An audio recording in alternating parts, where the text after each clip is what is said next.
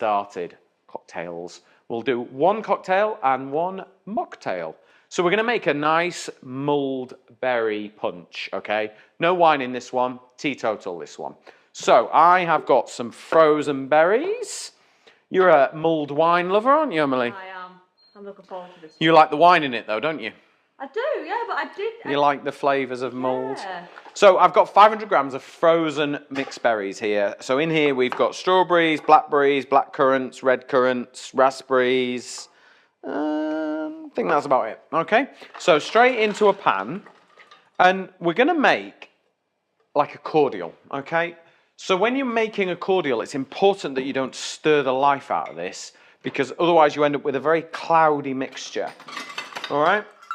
So the idea is to make a compote, and when we make fruit compotes, we don't generally stir them. So I'm going to go in with some granulated sugar as well, because we only want it for sweetness, so I'm going to use the white sugar. Okay. Can it be caster sugar if you don't have? Yeah, caster sugar if you want. You'd be wasting your money, but yeah. Caster sugar, absolutely fine. It is just for sweetness, okay? So, let's look at the spices now, okay? So, mulled spices. We have nutmeg, star anise, cloves, and cinnamon, all right? Now, if you don't particularly like one of these, don't put it in. It's really about sort of making it the way you want it, really. So, cinnamon, I like to go cinnamon sticks. I think ground cinnamon it's full on, isn't it? It's punchy. Whereas you get an aroma from these, and they just sort of sit nicely and give that rounded spice flavour. Now, the same with the cloves. So I've got about half a teaspoon of cloves there, maybe, what's that, 6 or 7? Again, if you really like them. Oh, it smells of Christmas. Yeah. That is just like your Christmas hit, all right? And then star anise. Some people like star anise, some people don't. I absolutely love star anise. I think it's got such a lovely flavour, and it really does play as part of a team of flavours, all right? And then nutmeg, always buy the whole nutmegs, all right? Always. Don't buy ground. It's like chucking sand in your food, all right? And then just zest it straight in. I'm going to do about half the nutmeg. Oh, smell that. Oh, good catch, Emily. Well done. Oh. Not bad for a girl, that. Oh, you're going to get some comments from that. Oh, no. Oh, just smell that. It's Christmas, isn't it? Yeah. You could get your hit in July from those, couldn't you? Yeah. I've got a clementine. I'm just going to put it in. I'm not going to do anything. It's really, really important. You just cut into this, Emily. Yeah. That we don't stir this, we don't mess about with it, we just let it all melt together, okay? That's it. That, to me, is beautiful Christmas scene, that, full stop. And we're just going to let it bubble away and create this nice fruity syrup, which will become our cordial, and then we'll make a lovely punch. So if you've got guests coming on Christmas Day that are driving home, they're always the best ones, by the way, the ones that drive home. You can just make a really lovely warm punch. Doesn't have to have wine in it, but you can obviously make mulled wine as well the same. So let's let that cook away. Now, for the people who like a drink, all right, we're going to make a lemon meringue martini type drink, isn't it? We've sort of played around with this. Carlos, who isn't here today, also contributed towards this one. Now, what I'm going to do is I'm going to switch these over, so let that cordial go. So it's important that we make a meringue first. Now, this is going to be a Swiss meringue. You get 3 different types. You get the traditional French meringue, which is egg whites and pouring sugar in slowly. You get Swiss meringue, which is this one where you cook it over a bain-marie. And then you get Italian meringue, which is where you pour boiling sugar syrup into egg whites as they're beating. So we're going Swiss. The reason why we're going Swiss is we want it to be cooked so that it's safe to eat just whisked up, okay? So let me get my new favourite toy, which is my wireless cordless mixer. And we'll start to whisk eggs and sugar over boiling water. So the idea is that you whisk the sugar, a straightforward meringue recipe, and you whisk over hot water, and that will cook the egg whites as it's all whisked up, which makes it beautifully safe. So it's a really good one to have. So you could do like toasted meringue hot chocolates. Go on, Emily, sorry. So this is like if people weren't necessarily sure on making, like if they're too scared to pour the boiling sugar, it's kind of... Yeah, well, Italian meringue is beautiful and it's rich and it's velvety and it's my personal favourite, to be honest. But it's a bit of a task to make because you've got to boil sugar and water to 110 degrees and then slowly pour it in to your egg whites, whereas with this, whack it in and whisk it up. I think the Swiss have got it right. You could do it by hand as well if you wanted to. It takes blooming ages, but you can do it. So, as the water's boiling, it's cooking out the egg whites as it's beating all that sugar in and making that beautiful meringue. So for me, that is done. So that is stage one of our lemon meringues, okay? So let's just crack on. Now, got the cocktail shaker. I think you're gonna like this. Okay, so we're gonna start with lemon curd, because lemon meringue pie needs lemon curd. Okay, so a good lemon curd, all right? Some people call it a lemon cheese as well. Which... see that in the shops. Yeah. Lemon curd, and there was lemon cheese. Yeah. I think they're the same thing. Right, limoncello. So this is an Italian liqueur. It's pretty much, it's vodka with lemon zest and sugar in. It's beautiful. Sorrento, the Amalfi Coast. Shut your eyes, take yourself back to it. Okay, so we're going to go with that. Now, if you want the recipes, scan the QR code on the bottom or go to masterclass.co and you will find all our recipes, because this is episode 52. This is technically our birthday. In with some vodka, or you can double up your limoncello. It's up to you. And then we're going to do some fresh lemon zest in there. Sorry, not zest, juice. We're not going to put the zest in. Okay, so the juice of a lemon. So it's going to be really nice and it's going to be good. Feel the taste buds like. It is, but what you've got to think about is you're going to have this with sweet meringue, and it's got lemon curd in, which is sweet as well. So that's why we're going straight in with lemon juice. Now, if you wanted, you could mix it up and add a bit of orange in there as well, or clementine. You know, I was just about to say, could you make like an orange version? You could make a clementine meringue pie cocktail. Yeah, absolutely. Right, let's get some ice. Okay. I'll warn you now, me and Poppy have a bit of an obsession with very large ice cubes in our house, so look at the size of those bad boys.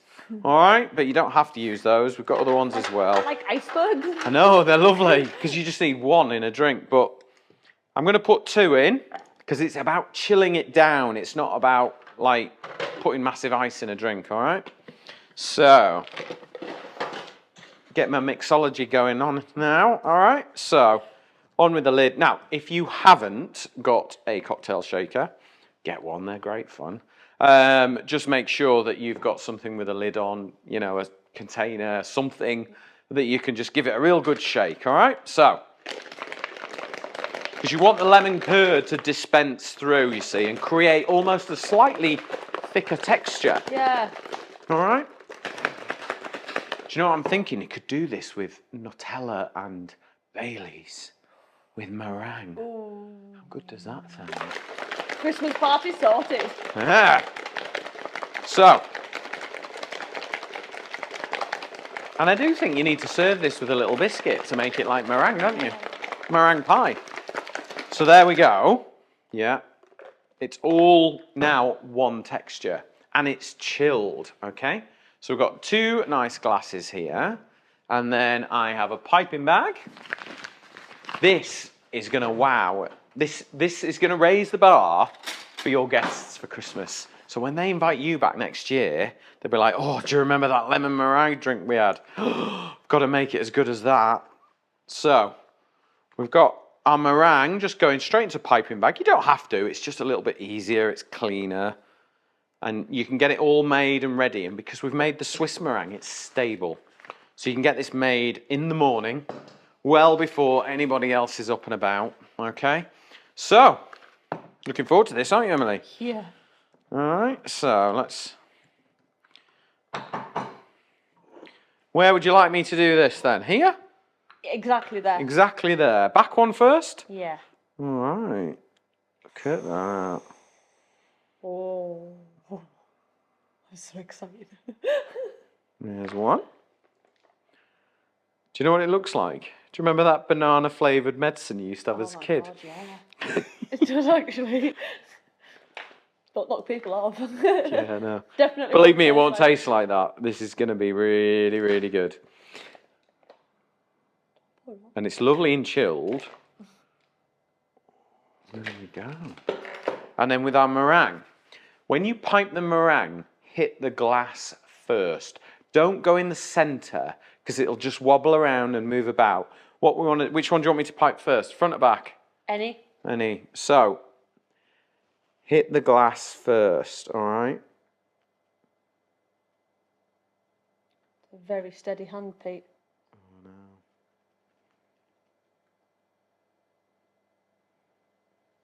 There's our little iceberg.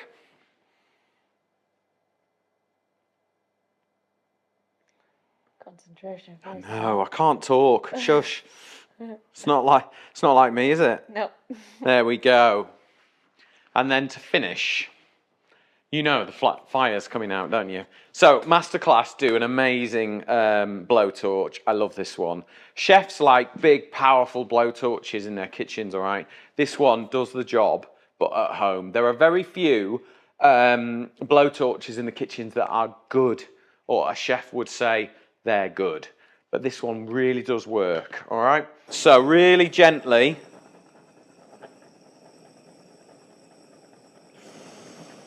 It's like a pudding in a glass, like, isn't it? Isn't it just? Oh, look at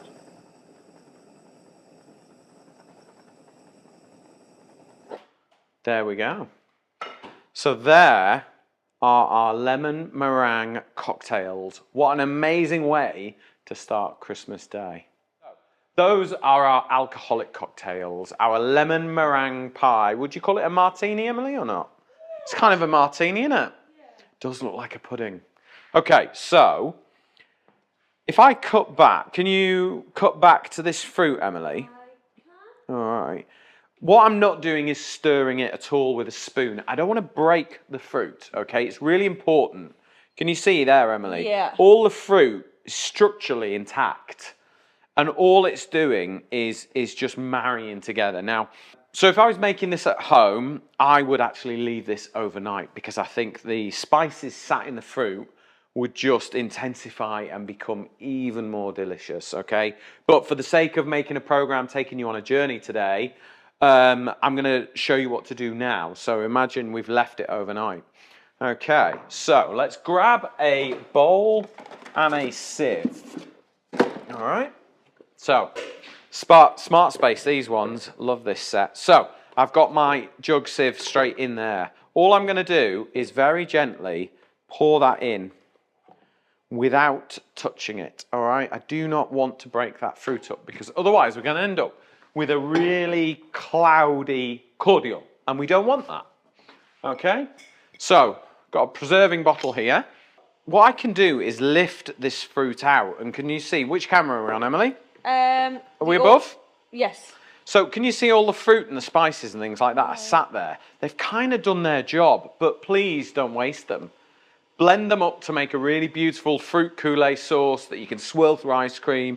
Add it to some apples and make a lovely mulled fruit and apple crumble would be really nice. Don't throw them away. It's just too good a stuff to do that. Okay, so let me just pop that over to one side. And now we've got our cordial, okay? So once you've made this, it's made. I'm just going to carefully pour it into this bottle and we're going to keep it in the fridge. But it's taken on that really lovely colour.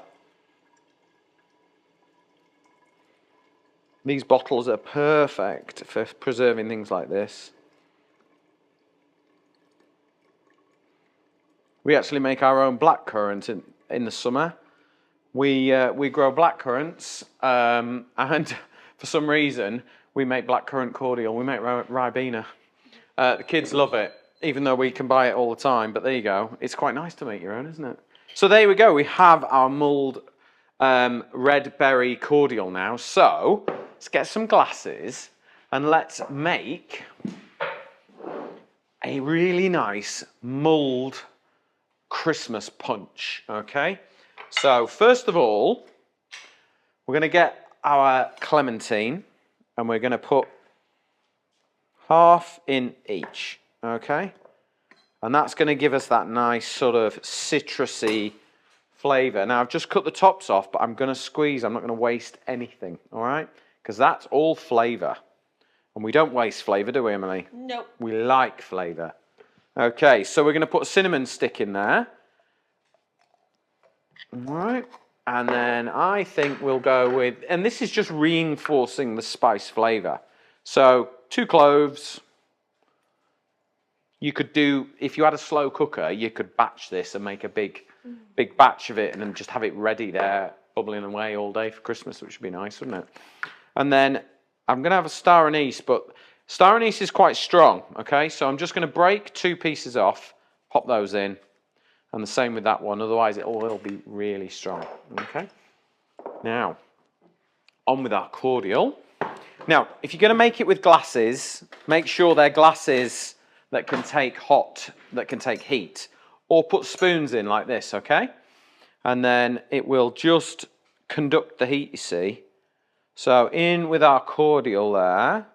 So you can knowingly, on a work night, have a mulled wine experience in December, conscience clear, all right? And you can keep going into January if you want to. My wife absolutely loves mulled wine, but tries not to have a drink during the week. She saves it for the weekend, but now she can have this. It's a nice winter drink as well, isn't it? Yeah. So I'm going to pour the boiling water.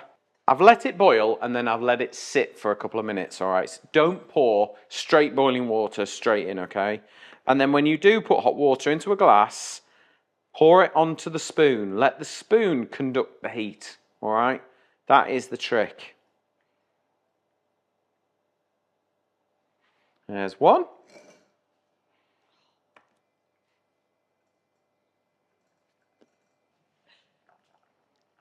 It's aesthetically pleasing. It looks beautiful, that. It's a really nice colour, isn't it? Yeah. Right, there we go. So give that just a little stir. And the same with that one. I'm going to leave the spoons in because it takes the heat. So there you go. They are my Christmas drinks. We've got a beautiful lemon meringue pie martini. I know, it sounds good, doesn't it? And then we've got our mulled fruit punch. So you've got both options. What better way to kick off that special day when all the family are starting to come round than turning up with these bad boys?